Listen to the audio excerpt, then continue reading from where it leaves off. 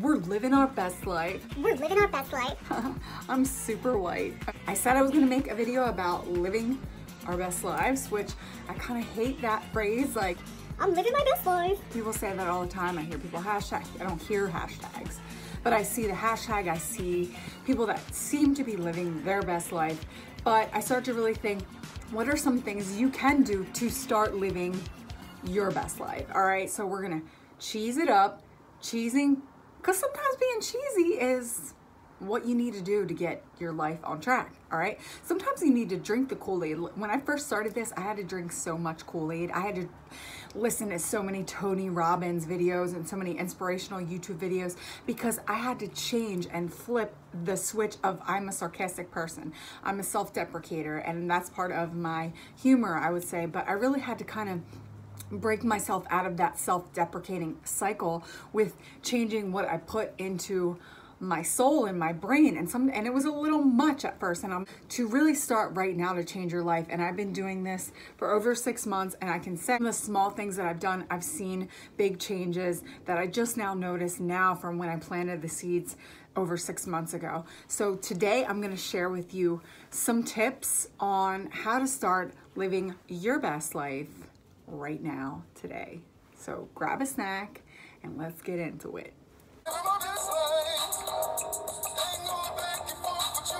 Okay, so I'm gonna start for me personally with the first thing that got me out of my head. In order to start to live your best life, or to live a life that you've wanted to live for a long time, whatever that may be, you need to break the brainwash that you've been taught your whole life, whatever you were raised in or whatever's held you back. There is a record playing and repeat in your brain that you need to right now break. So my first tip is to start drinking the Kool-Aid, not the real Kool-Aid, but every day get up and listen to something that's super, super, super crazy inspirational. Start listening to audiobooks or reading books. Get your brain to totally shift from where it's been your whole life. And if you already do that kind of stuff, then pick something else. Pick something completely different that is out of your routine. Do something to shake up your routine, because if you do that, you're gonna start the first switch in, oh, okay, it's like when you start a diet. First tip is to start to put things in your brain, into your ears, into your eyes, that totally shake up what you've known your whole life. And if you're don't know how to start, just look up Tony Robbins videos. I'm telling you, that's kind of what got me out of my first funk, is listening to him every morning, because he's so to another level that it'll at least bring me to a level I need to be at. So that's number one. Number two, get real with yourself. Get real with your reality. If your reality is really bad right now, if you're in a relationship that you're not happy in, if you're at a job that you hate, if you're so are financially in debt that you want to crumble and fall into a ground, and you don't know how you're gonna. I lived in denial for so many years, thinking I'm just going to be reckless with money. My credit's never going to be good. I'm never going to have the things that I should have. And I'm going to kind of live in this hamster in a wheel type mind frame of I'm not going to do anything about it. I'm just going to kind of live at the bare minimum. I'm not going to get down and dirty and face where I'm at. And until I faced where exactly I was at, I didn't start the ball changing on my life. So really sit down and look at where your life is. Change is such a slow moving process that you don't even realize it's happened until hindsight. And then you're like, oh, this stuff that I did really kind of did change me. But if you're starting a process of living your best life, or of trying to get your life on a different page, you're not going to see change right away. Even if you do something dramatic to shake things up, which I don't suggest. I suggest small practical changes to start, because if you do something out of impulse, which is what I used to do, I'd move or I'd do something, and it was that instant gratification, but it wasn't long-term success, which is where I'm looking and where I'm at in my life now. So my second tip on living your best life is to get real with your life right now, because maybe your best life right now is just being honest. Maybe you need to just be honest with where you are, and that first step is to sit down and look at where you're at And then your second step is to make some choices on how you can make it better and how you can change it. For me, this is an ongoing process, but I really did have to sit down and get honest with myself. Into number 3 tip on living. I'm gonna keep saying living my best life. Look, I've drank the Kool-Aid. I'm super hyped. You're gonna get hyped too by the end of this video, I promise you. You're gonna be so excited. Think about the people you are around, okay? So in order to live a good life, in order to live a healthy life, you need to create a circle of people, or in some cases, cut out some people that bring life to you. Also, you need to do something very, very, very important. You need to look outside of yourself and think about somebody that you could help. Whether it's just somebody at work who's younger than you, who maybe annoys you, but you feel like you have some wisdom to give to them. We're doing a lot of self-reflection, but one of the main keys in living your best life is to not look so much in yourself and look outwardly. Things like buying a coffee for someone at Dunkin' Donuts, like listening to someone's problem at work who maybe, I've noticed a lot of times some people that really, really irritate me, if I just stop and I listen to their perspective, it'll change how you see people and how you see the world. Because I like to kind of like, I don't know, like wear people down with kindness. And I know that sounds weird, but like if you start to really wear people down with your kindness, and don't make it fake, it has to be real, you have to be genuine. But if you start to look outside of yourself and your problems and start to see what you can do to help other people, you're gonna find so much fulfillment in that.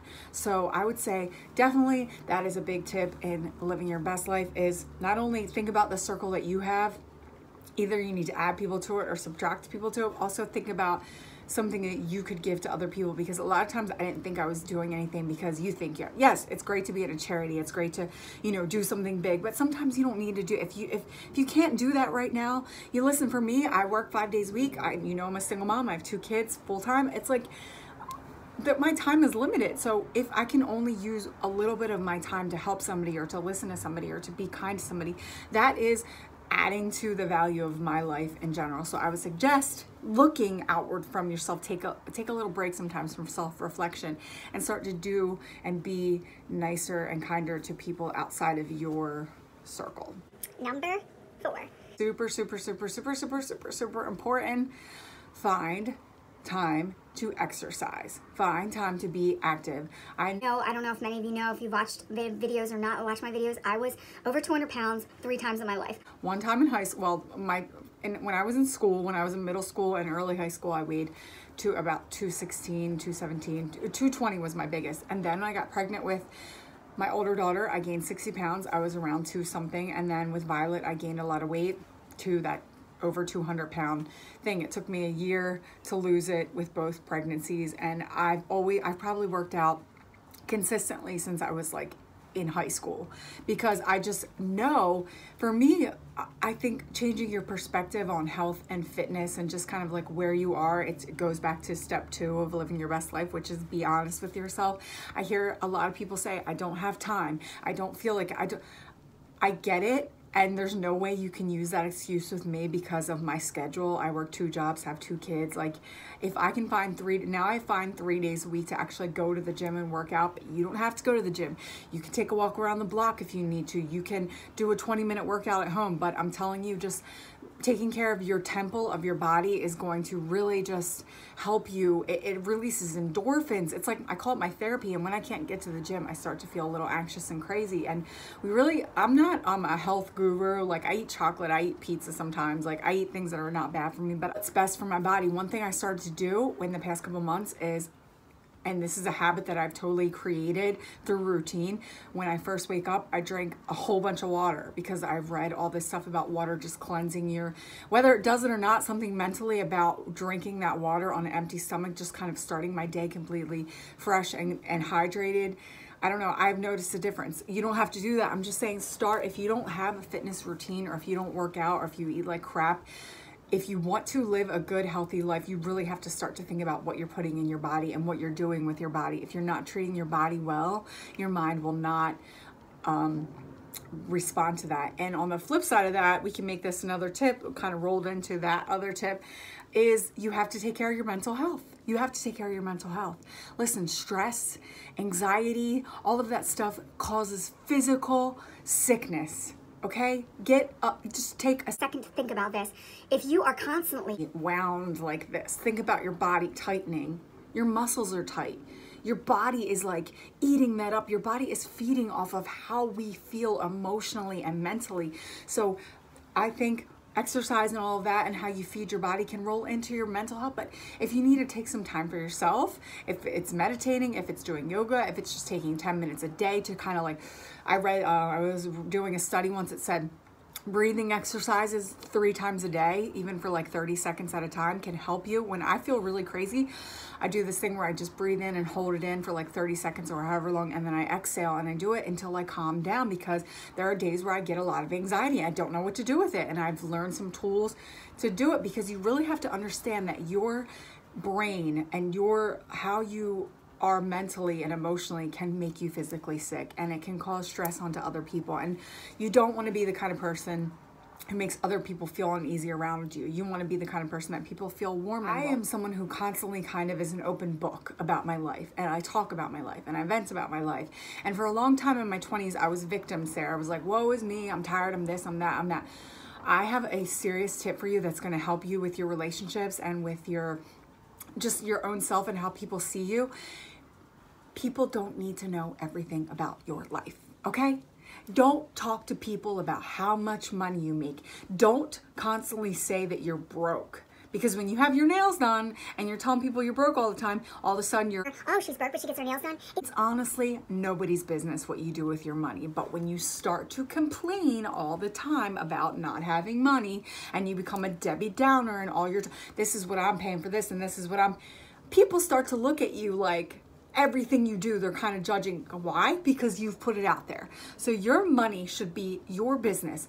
Don't act like a victim about it. Don't constantly complain about it. Don't tell people what you're paying for your bills, because honestly, at the end of the day, it is your responsibility. Through being that girl who was always complaining about being broke, and who was always like the girl that people got at dinner, that you become that girl. You are what you say. So if you're constantly saying this stuff, people receive that, and then you become that girl. So please just want to live your best life, keep your business to yourself. You can have a couple good friends, or maybe a family member that you confide in, that you get advice from, and maybe mentor you with money and with what to do with it, but you don't need to constantly throw up your money situation. Nobody wants to hear it, honestly. And I can't stand Johnny one-uppers or Johnny one-downers, like where it's like, well, oh, I got hit by a car accident. Oh, well, I got hit by 15 cars yesterday. Oh, well, I just got a divorce. Oh, well, I got a divorce 30,000 times. Nobody wants to hear a Debbie Downer or Debbie Upper, which brings me to tip number 6. Don't be a negative Nancy, which if you want to start to live your best life, you have to say and speak and live in your wants. You don't live in your nows, you live in your wants. So if you want to be a confident, bold, secure woman or man, speak like one. Speak like one. Fake it till you make it is a real thing, and I believe that. I'm a bartender. I've been in this industry for almost 20 years, and for a lot of those years, I never thought I could be anything more than what I was doing. I was always kind of under the radar, not really trying that hard, not really applying why? Because I always thought that's all I was. I never wanted more, because I didn't think I was capable of more, because somewhere along the lines in my childhood, I believe that I wasn't meant to do anything wonderful. And now, approaching 38 next month, I realize that I am a bartender still. I have a job that I'm proud of, and I'm pushed there more than I was at other jobs. And,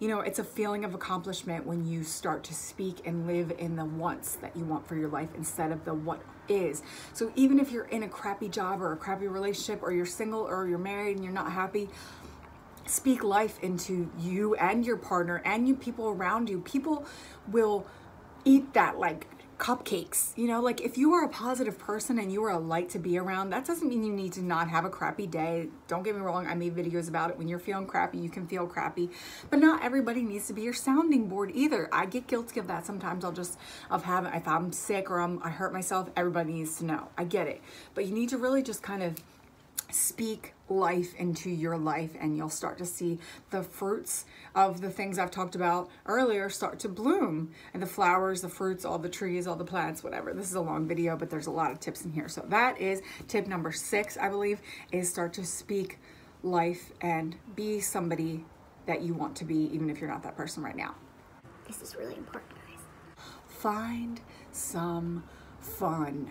I have a passion for fashion. That's right, I said it. I have a thing with my aesthetic. I like to look nice. I am into clothes. It's something that makes me happy. It's something that makes me feel good. And I'm a bargain shopper, and to me, it's like that's fun to me. You know, it's fun to me to plan outfits and to like do my hair cool colors and to do my makeup. It's singing. It's a passion for me. I don't put enough time into it right now, but singing, performing, doing this right here is a passion for me. Just talking is a passion for me, because like I said, if I'm inspiring one person, 2 people, 3 people, I feel like I'm putting purpose into the world by making these videos. Maybe it is a 1 point minuscule grain of sand of purpose in this world, but I am still contributing purpose. So find some fun. And if that fun leads to purpose, that's great. But sometimes you need some just dumb fun, you know? Like if you need to start going bowling, if you need to like have a fun night with your friends, you need to find some joy and fun, because without joy and fun, you're just a boring piece of crap. Okay. Tip number 8, which kind of ties into tip number 7. Find purpose. I said find fun. Now we're on to finding purpose. They say sometimes finding your why. Finding your purpose in life is huge. For me, I spent so much of my life like a drifter, like a gypsy, like a free spirit with no place to go. And just because you have kids doesn't mean that you feel like you found your purpose. Yes, my purpose is to be a mother. I love to be a mother, but that is not my only purpose. And for a long time, I was depressed because I was waiting for life to start. I was waiting for maybe a man to come along and get married. And then once I had my house, once I had my husband, life would be complete. Life would be starting. My purpose would be full. It's not true. You need to right now, with wherever you are, however old you are, if you were 60 and you've just found your purpose, let me tell you a story real quick about purpose. My mother, who is amazing, she's 62 or 63 now. She had a dog grooming business for 20 some years, right? She gets cancer when I was pregnant with my first daughter, who's now 14. She had to sell her business. She went through stage 4 cancer with chemo, radiation, blah, blah, blah. Anyways, fast forward to 14 years later, she had a rough go of things, but now she is an artist, a wonderful artist, and she sells commissions. And no, does she live some lavish, rich life? No, but she's found her purpose and her passion even after having her own business and beating cancer and having all these other issues that she's been through. She's living in her purpose, and I find that amazing, because when people make excuses, I think about my mom. I think about people who didn't start over until they were 50, 60 years old, and there's really no wrong time to find your purpose. So I know that's a big question, and some people live their whole lives not really knowing what their purpose is. You're working at a McDonald's and you're happy at that McDonald's or wherever you may be, and you touch people that come across your path every day, like their purpose is people, then be awesome with people. If your purpose is, sometimes we have our dreams and sometimes we have our purpose. So maybe the two aren't always going to coincide, but that doesn't mean that you don't find time for your back to tip number 7 or 6, finding your fun, but also finding your purpose. It's something you really need to think about, and I spent a lot of time waiting for life to start when I realized I'm living in my purpose right now. I'm living in my passion. Being who I am in this world is my purpose right now. All right, we are 20 minutes in. We're at number 10. It's gonna be great. Number 10 tip on living your best life. Ready? Don't settle in a relationship. Settle, okay?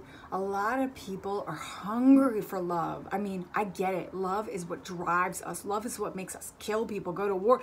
I mean, love is just so awesome. And I am a hopeless romantic, and I will love till the day I die. And even if I'm single for the rest of my life, I will always believe in love, because I think it is amazing, and I'm excited to have it in my life one day with the right person. But the older I get, the more I realize that you can't settle. That doesn't mean he's gotta have a BMW, he's gotta have this, no. But when it's right, it's right.